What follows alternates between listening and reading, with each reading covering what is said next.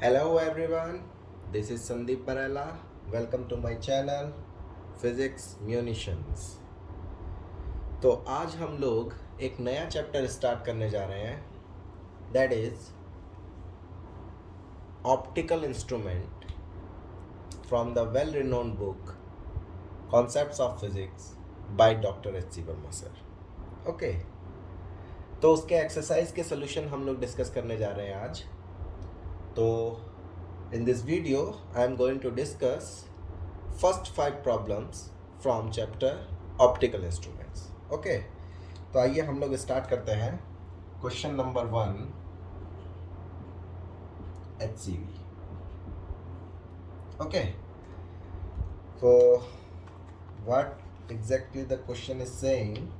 A person looks at different trees in an open space with the following details. Okay, arrange the trees in decreasing order of their apparent sizes. Okay, तो हम लोगों को ये given है, पहले हम लोग इसको बना लेते हैं. यहाँ पर लिखा हुआ है ट्री. ओके, ये है हाइट, ऑलराइट, इन मीटर्स. यहाँ पर गिवन है distance from the I, distance from I, ये भी हमें गिवन है मीटर्स में, राइट. ये सिचुएशन अपनों को गिवन है. तो अब बोल रहा है कि ट्री ए है, ट्री बी है, ट्री सी है और ट्री डी है. ये 4 ट्रीज है हमारे पास में, जिनकी हाइट जो गिवन है वो गिवन है अपनों को 2 metre, 2.5 metre and 1.8 meter, and last one is 2.8 meter. Okay, and distance from the eye ये given है basically अपनों को 50 metre, 80 metre, 70 metre and the last one is 100 metre. Okay, तो क्वेश्चन कह रहा है arrange the trees in decreasing order of their apparent size. What do you mean by apparent size? तो basically अगर apparent size की बात करें तो ट्रीज जो है वो हमारे काफ़ी ज़्यादा हाइट में बड़े होते हैं, राइट. तो apparent size वो इसीलिए बोल रहा है क्योंकि अगर हम लोग उसको काफ़ी दूर से देखें, क्यों आप देख सकते हो उनकी हाइट जो है 2 मीटर, 2.5 मीटर, 1.8 मीटर, 2.8 मीटर, ये जो है डिस्टेंस फ्रॉम द आई के रिस्पेक्ट में बहुत छोटी है. तो अगर जितना ज़्यादा डिस्टेंस पर हम लोग जाएंगे तो क्या अपनों को ट्रीज उतने ही छोटे दिखाई देंगे. दैट मीन्स अपेरेंट हाइट से ये जानना चाह रहा है कि हमारे आँख पर जो एंगल बन रहा है, हमारी आई पर जो एंगल बन रहा है, वो बेसिकली उसका डिक्रीजिंग ऑर्डर क्या होगा. ऑलराइट, तो ये हमारे लिए सिंपल टास्क है. तो हम लोग क्या लिख सकते हैं कि अगर ये डिस्टेंस इसके रिस्पेक्ट में बहुत ज़्यादा बड़ी होगी, तो सोच करके देखो कि सपोज करिए ये अपने पास में कोई ट्री है, ठीक है, जिसकी हाइट अपना ने कितनी दे रखी है, h दे रखी है. ओके, जिसकी हाइट अपनी h. अब यहां से कोई एक ऑब्जर्वर है, ठीक, जो कि इसको देख रहा है, और ये जो डिस्टेंस बोला गया है, ये d डिस्टेंस, ये बहुत ज़्यादा है. That means d is greater then है, मतलब d is greater then h कर सकते हैं हम लोग. d is greater then h, मतलब ये अजम्पशन है. तो ये जो एंगल बना रहा होगा basically, let's say this angle is theta. क्या थीटा बहुत छोटा होने वाला है? Answer is yes. क्यों? क्योंकि ये डिस्टेंस अपनी क्या है, बहुत ज़्यादा. अगर हम लोग यहाँ से टेन थीटा लेंगे तो टेन थीटा अपनों को क्या मिलेगा, क्या टेन थीटा मिलेगा h/d. बट डिनोमिनेटर अपना बहुत ज़्यादा है कंपैरेटिवली किसके, न्यूमरेटर के. Therefore we can write it as theta. तो बेसिकली अपनों को इन चारों केसेस के लिए थीटा की वैल्यू एवेल्युएट करनी है, फिर उसके बेसिस पर हम लोग इसको जो है डिक्रीजिंग ऑर्डर में लिख सकते हैं. ऑलराइट, तो आई होप आपको क्वेश्चन समझ में आ गया होगा क्या कहने की कोशिश कर रहा है. तो आइए फर्स्ट वाले के लिए हम लोग थीटा कैलकुलेट कर लेते हैं. थीटा की वैल्यूज़ हम लोग मान लीजिए यहाँ पर सब्सटीट्यूट कर रहे हैं कि हम यहाँ पर थीटा लिखेंगे. ठीक है, रेड कलर से मैं यहाँ पर थीटा लिख रहा हूँ. तो देखिए फर्स्ट वाले ट्री के लिए जो थीटा लिखा जाएगा ए वाले ट्री के लिए, तो वो कितना लिखा जाएगा, हाइट उसकी कितनी है, that is 2 divided by 50. Alright, इसको जब आप इवेल्युएट करेंगे तो ये आएगा 0.04. ओके, ये बी वाला जो ट्री है इसके करस्पॉन्डिंगली अगर आप लिखेंगे तो क्या लिखेंगे, 2.5 डिवाइडेड बाय दिस 80। जब आप इसको इवेल्युएट करेंगे तो इसकी वैल्यू मिलेगी आपको 0.03125। ओके, इसके लिए इवेल्युएट करेंगे तो मिलेगा 1.8 डिवाइडेड बाय 70। तो इसके करस्पॉन्डिंगली जो वैल्यू मिलेगी ये अपनी सॉल्व करने पे 0.05257, राइट। इसको लिखेंगे तो क्या लिखेंगे, 2.8 डिवाइडेड बाय 100। तो ये आपको दिखाई दे रहा है ये कितना, 0.028। तो आप देख सकते हैं यहाँ पर ये वैल्यू है थीटा ए की, ये वैल्यू है थीटा बी की, ये वैल्यू है थीटा सी की, ये वैल्यू है थीटा डी की। तो आप क्लियरली देख सकते हैं यहाँ पर थीटा ए सबसे ज़्यादा है।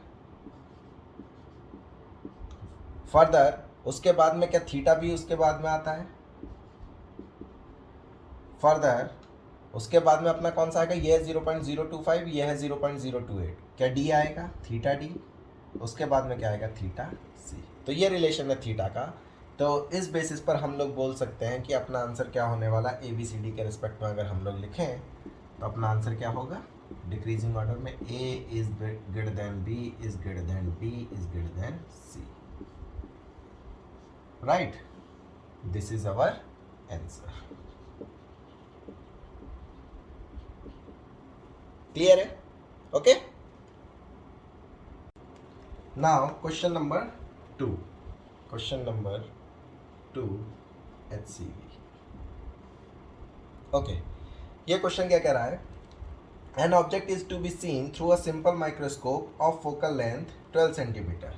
फोकल लेंथ कितना गिवन है अपनों को, फोकल लेंथ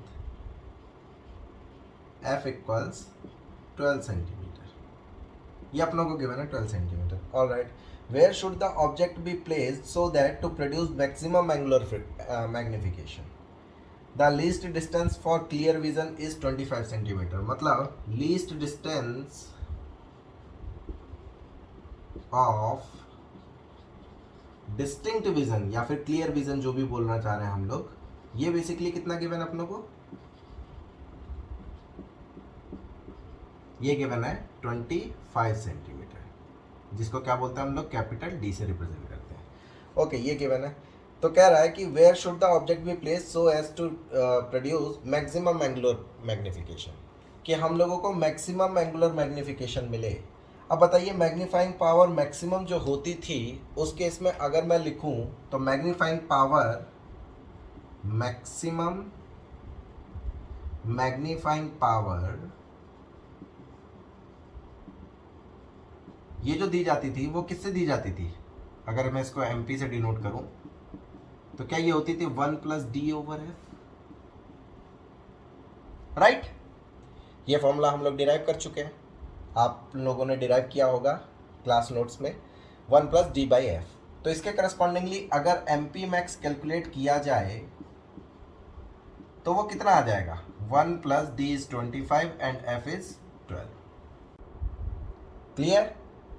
तो जब आप इसको इवेल्युएट करेंगे तो क्या मिलेगा अपनों को, 1 + 25/12 कितना होता है अपना, 2.08, राइट। इसके नियरली इक्वल होता है। तो यहाँ से MP मैक्स कितना आ जाएगा, क्या MP मैक्स मुझे मिला 2 + 1 दैट इज 3.08, राइट। ये अपनों को पता चल गया। अब हमसे क्या कह रहा था वो, हमसे कह रहा है कि where should the object be place so as to produce maximum, तो मतलब मैक्सिमम मैग्नीफाइंग पावर जो आई वो अपने आई 3.08। तो इसके करस्पॉन्डिंगली यू कहाँ रखा जाए ये पूछ रहा है। तो नॉर्मल अगर कोई केस भी रहता है, जनरल केस अगर हम लोग कंसीडर करें यू की टर्म्स में, तो आपको पता है जब आपने डिराइव किया होगा मैग्नीफाइंग पावर जो दी जाती है, मैग्नीफाइंग पावर वो बेसिकली किसके इक्वल आती है, क्या वो आती है d/u के, राइट। बट यहां पर ये कह रहा है कि मैक्सिमम मैग्नीफाइंग पावर होनी चाहिए, दैट मीन्स इस मैग्नीफाइंग पावर की वैल्यू किसके इक्वल है, 3.08। That means 3.08 should be equal to d is 25 divided by u. From here we get u equals 25 divided by 3.08। जब आप इसको सॉल्व करेंगे तो u की वैल्यू जो आप लोगों को मिलती है 25/3.08 को अगर हम लोग सॉल्व करें तो u की वैल्यू मिलती है अपनों को नियरली इक्वल 8.1 सेंटीमीटर। ओके, तो this is our answer. I hope आपको समझ में आया होगा, right. Now question number 3, HCV। Okay, question number 3 क्या है? अ simple microscope has a magnifying power of 3 when the image is formed at the near point 25 centimetre of a normal I. Okay, तो आपको पता है कि पार्ट ए बोल रहा है कि what is it's focal length, हमसे फोकल लेंथ पूछ रहा है। आपको पता है कि जब 25 सेंटीमीटर पर हम लोग इमेज का फॉर्मेशन करते हैं तो उस केस में जो अपनी मैग्नीफाइंग पावर होती है वो क्या होती है? मैक्सिमम होती है। तो इसका मतलब क्या हुआ? Maximum magnifying power, maximum MP, वो अपनों को कितना गिवन होता है? 1+d/f, right. But according to our problem this value is given as 3। तो यहाँ पर वैल्यू सब्स्टिट्यूट कर दो। पार्ट ए है, मान लीजिए ये वाला पार्ट ए, हम लोग एफ कैलकुलेट कर रहे हैं, तो इसकी वैल्यू है 3 शुड बी इक्वल्स 1+d, कितना गिवन है अपनों को? Near point, that is 25 centimetre, divided by F calculate करना है। तो आइए जब इसको इवेल्युएट करेंगे हम लोग, 3 - 1 कितना हो जाएगा अपना? देखो जरा, 3 - 1 is 2 equals 25/f, which implies f equals 25/2, that is f equals 12.5 centimetre, right. तो फर्स्ट पार्ट का आंसर कितना है अपना से? फोकल लेंथ पूछ रहा था, that is 12.5 centimetre. Okay, next क्या कह रहा है? Part B. पार्ट बी देख लें। पार्ट बी क्या है अपना? Okay, part B. Part B क्या कह रहा है? What will be its magnifying power if the image is formed at infinity? और आपको पता है जब आपने ये डेरिवेशन वगैरह किए होंगे क्लास नोट्स में, जब आपको ये सब क्लास में पढ़ाया गया होगा, तो आपको पता है कि अगर इमेज इन्फिनिटी पर बनती है तो वो हमारी कौन सी स्टेट होती है? रिलैक्स्ड स्टेट होती है, राइट। तो इसका मतलब इस वाले केस में वो किसकी बात कर रहा है? Relaxed state. तो अगर ये रिलैक्स्ड स्टेट की बात कर रहा है तो उस केस में मैग्नीफाइंग पावर जो होती है वो अपनी क्या होती है? मिनिमम होती है, राइट। और मैग्नीफाइंग पावर मिनिमम जो होती है वो कैसे लिखी जाती है? क्या उसकी वैल्यू आती थी? d/f, right. तो इस केस में अपनों से एमपी पूछ रहा है बेसिकली कि एमपी कितना होगा। डी की वैल्यू कितनी बोला गया है अपनों को? 25, और एफ कितना है अपने पास में? अभी कैलकुलेट किया, 12.5। जब आप इसको 25/12.5 को इवेलुएट करेंगे तो ये एग्जैक्टली कितने टाइम्स जाएगा अपना? 2 टाइम्स जाएगा। तो मैग्नीफाइंग पावर इस केस में कितनी आई? Answer is 2, right. तो पार्ट ए का आंसर ये है, पार्ट बी का आंसर ये है। क्लैरिटी है? ठीक है, नॉर्मल क्वेश्चन है, इजी क्वेश्चन है, कोई प्रॉब्लम वाली बात नहीं है। ऑलराइट,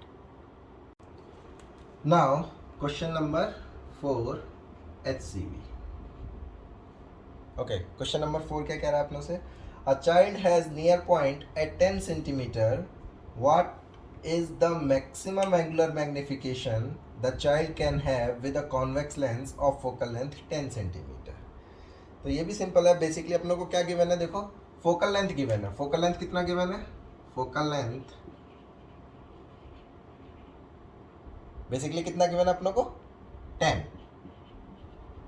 फोकल लेंथ जो गिवन है वो अपनों को कितना गिवन है? 10 सेंटीमीटर। ऑलराइट, फोकल लेंथ अपना 10 सेंटीमीटर, करेक्ट है। नाउ नेक्स्ट क्या कह रहा है कि नियर पॉइंट उसका कितना गिवन है? नियर पॉइंट अपना गिवन है 10 सेंटीमीटर, चाइल्ड का near point. That means least distance of distinct vision basically कितना है अपना? नियर पॉइंट डी की जो वैल्यू गिवन है वो कितना गिवन अपनों को? 10 सेंटीमीटर। तो हमसे पूछ रहा है कि एंगुलर मैग्निफिकेशन क्या होगा जो कि मैक्सिमम होना चाहिए। तो आपको पता है maximum angular magnification means maximum magnifying power, right. तो मैग्नीफाइंग पावर जो मैक्सिमम होती है, क्या वो आपको पता है क्या लिखी जाती है? 1+d/f, right. This is the maximum magnifying power. तो इसकी वैल्यू जब सब्स्टिट्यूट करेंगे तो कितना मिलेगा? देखो, 1+d इज 10, f इज 10, तो इसका मतलब mp मैक्स जो आया वो बेसिकली कितना आ गया? MP max, ये आ गया 1 + 1 is 2. This is our answer. Normal problem है. ओके, तो आई होप किसी को कोई प्रॉब्लम नहीं होगी, इसमें क्लैरिटी होगी. This is your answer.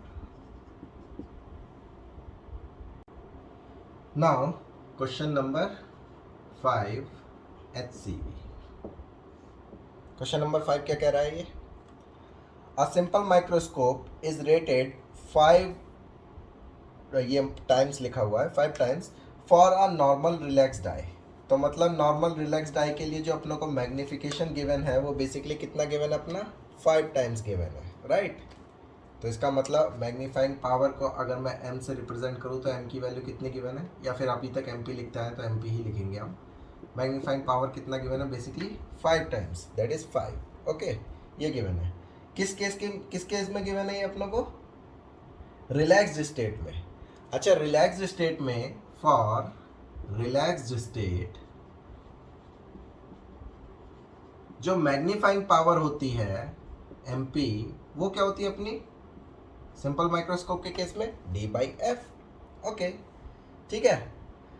तो हमसे क्या कह रहा है? What will be its magnifying power for a relaxed far sighted eye whose near point is 40 centimetre. Okay, तो क्या मैं इसके करस्पॉन्डिंगली देखो यहाँ से अपना d कैलकुलेट कर सकता हूँ कि नहीं कर सकता हूँ? राइट. जो नॉर्मल d होता है अपना वो कितना होता है? 25 है, राइट. ओके, d कैलकुलेट नहीं, बेसिकली f कैलकुलेट करना है. ओके, तो इसका मतलब क्या हुआ? मैग्नीफाइंग पावर अपनों को गिवन है 5, d की वैल्यू 25, तो यहाँ से f की वैल्यू कितनी आ जाएगी? क्या यहाँ से f की वैल्यू जो आ गई वो आ गई अपनी 5 सेंटीमीटर. तो फोकल लेंथ अपने को पता चल गई ये कितनी है? 5 सेंटीमीटर. अब वो हमसे कह रहा है कि दूसरे के लिए मीन्स उसने बोला है कि what will be its magnifying power for a relaxed far sighted eye whose near point is 40 centimetre. मतलब जिसका नियर पॉइंट उसने बदल दिया है. अगेन हम लोग जो मैग्नीफाइंग पावर का फॉर्मूला लगाएंगे mp इक्वल्स, वो फिर से यही लगाएंगे d/f. बट इस बार d है कि कुछ और है? दैट इज d प्राइम, जो कि अपनों को क्या बोला गया है? 40 सेंटीमीटर. तो इसके करस्पॉन्डिंगली अपनों को मैग्नीफाइंग पावर कैलकुलेट करना था. तो ये 40, फोकल लेंथ कितनी है? 5. तो मैग्नीफाइंग पावर जो नई आई है इसको न्यू कह सकते हैं हम लोग, जो पूछा गया था अपनों से, वो कितना आ जाएगा? 5 8 = 40. तो mp न्यू जो आया वो कितना आ गया? 8 टाइम्स. क्रॉस लगा सकते हैं 8 टाइम्स. ठीक है ना? ये कितना आ गया अपना? 8 टाइम्स. तो यही अपना आंसर है इसके लिए, बाकी तो कोई प्रॉब्लम नहीं है. ठीक है, right. This is your answer. तो आई होप आप लोगों को ये 5 क्वेश्चंस के सोल्यूशन पूरे डिटेल में समझ में आए होंगे. ठीक है, तो बाकी जो आने वाली वीडियोस हैं उसमें हम लोग कंटिन्यू करेंगे क्वेश्चन नंबर 6 से आगे के लिए इस चैप्टर को. ठीक है, तो इस तरीके की और वीडियोस चाहिए तो आप लोग सब्सक्राइब कर सकते हैं मेरे चैनल को. ओके, तो मिलते हैं नेक्स्ट वीडियो में. तब तक ऐश करो, पढ़ाई लिखाई करते रहो. Bye bye, take care.